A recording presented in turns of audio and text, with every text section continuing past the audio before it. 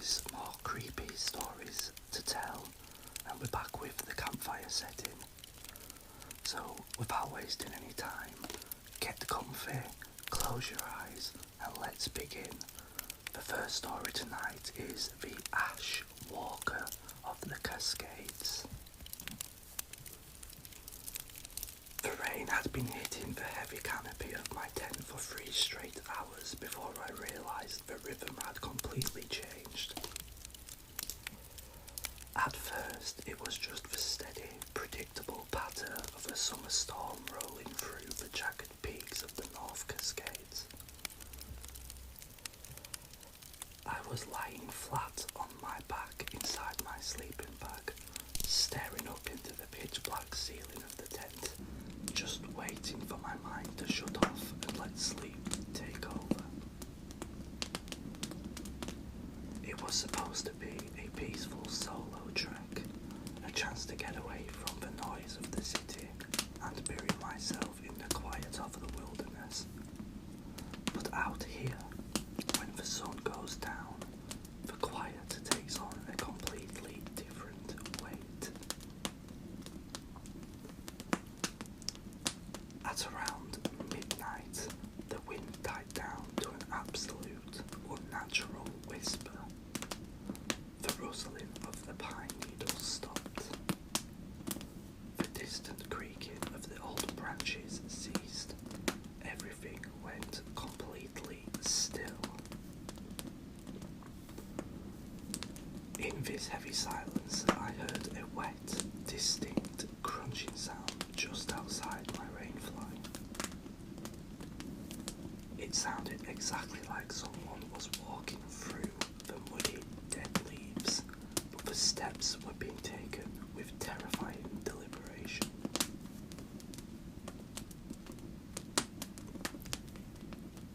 One step, then a long, agonizing pause, then another slow, dragging step.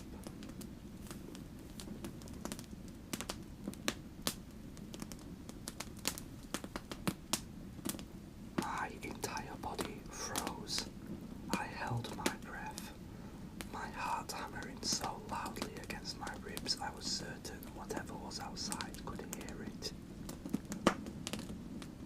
I listened in absolute paralysis as those footsteps slowly circled the perimeter of my small tent once, then twice, before stopping completely, right outside my zippered hood.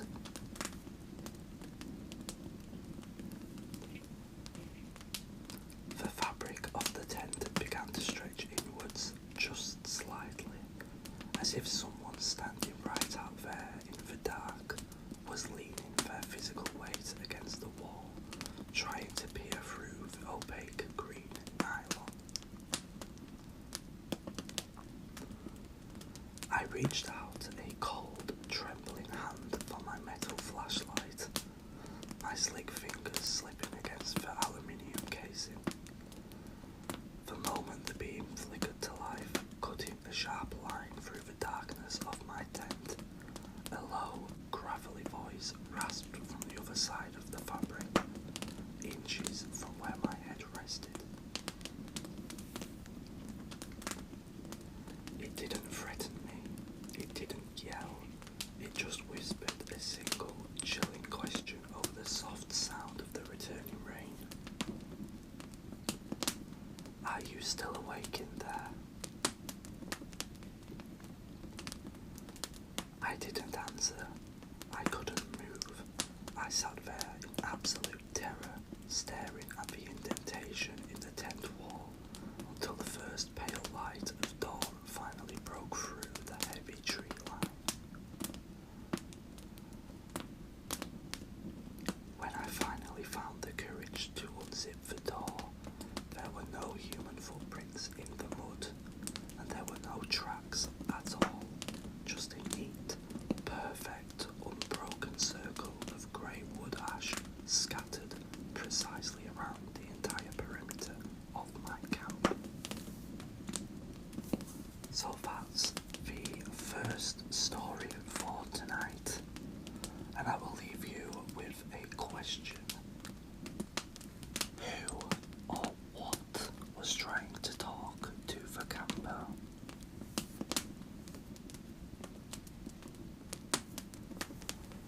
give you a moment to think about it whilst you prepare for the second story, which is The Purple Flame of Blackwood Ridge.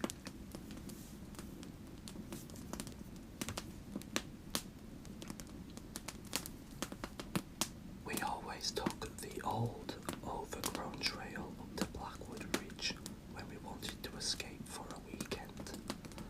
But that particular October, the autumn fog was so thick we couldn't even see the tips of our own hiking boots. By the time we finally admitted to ourselves that we were completely lost, the sun had already slipped far below the tree line, leaving us stranded in a heavy, freezing dark. The temperature was dropping fast, and the damp air was biting through our jackets. We scrambled in the dark to build a fire, using some old, dry cedar logs we found piled neatly beneath a strange, hollow, rocky overhang. At the time, it felt like a stroke of pure, miraculous luck. The wood caught the match instantly, burning with a strange, deep, almost hypnotic purple flame that cast long, twisting shadows against the surrounding trees. My friend David sat the closest to the heat, leaning forward with his hands outstretched, his face completely illuminated by the eerie, violet glow. About an hour into the night, the normal camp chatter faded away and David stopped talking entirely. He just stared unblinkingly into the centre of the glowing coals, his eyes wide, reflecting the purple light.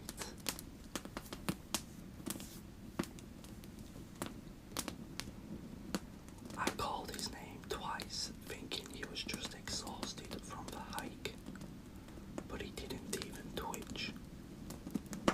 He sat as still as a statue, and that's when the whistling started. It was a faint, melodic, high-pitched hiss coming directly from the centre of the burning cedar log.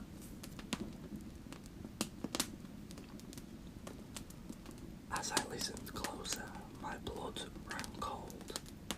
The whistling wasn't random. It was perfectly mimicking the exact obscure tune David had been humming under his breath on the trail that afternoon.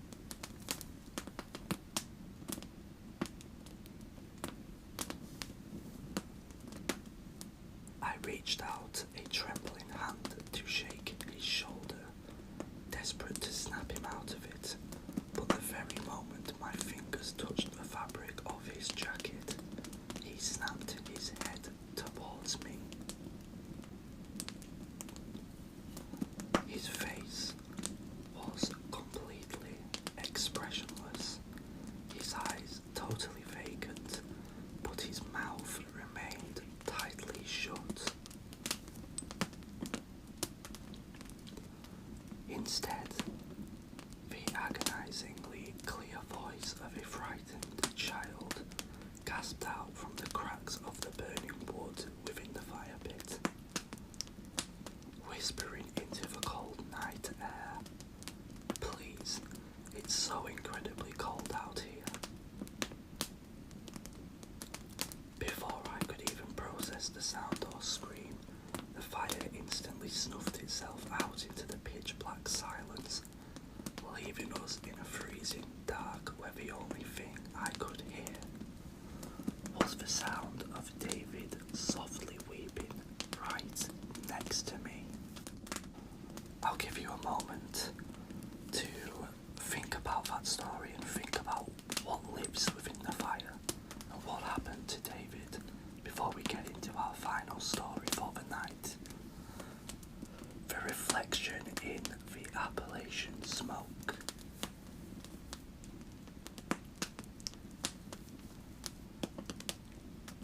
I never believed the campfire stories the old-timers was told. Not until the night I camped out alone near the abandoned logging sites deep in the Appalachian Mountains. The air was damp and completely still, causing the thick smoke from my campfire to rise straight up into the night sky like a solid grey pillar. I was sitting alone in my folding chair, nursing a warm cup of tea, watching the red embers pop and crackle against the earth. Until, without warning, the wind shifted violently, blowing a thick wave of hot, blinding smoke directly into my face. My eyes immediately began to water, stinging in the dark, and my vision blurred into a hazy screen of grey. It's a natural instinct to turn your head away from smoke, but a strange, heavy weight settled over my limbs, paralysing me. I forced myself to look straight through the shifting fog, and as I did, the smoky air seemed to flatten out, turning into a dark, glossy mirror. I couldn't see my own reflection though. Instead, the smoke showed a perfectly clear image of the clearing directly behind me. Standing right there behind my camp chair, so close its shadow cast over my shoulders, was an impossibly tall, skeletal figure.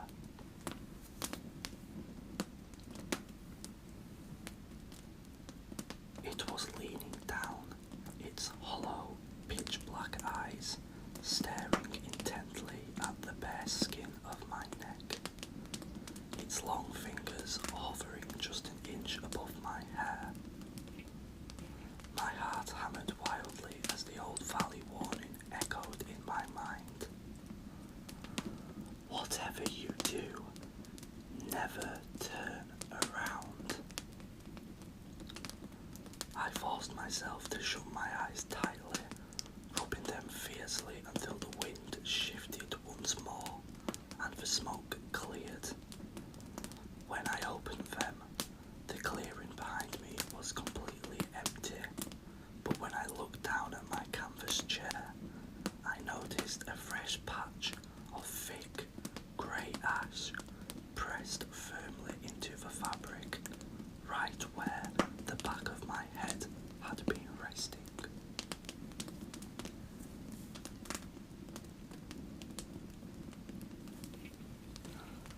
It's a shorter story to end it on, but I think perhaps probably the creepiest one of the episode.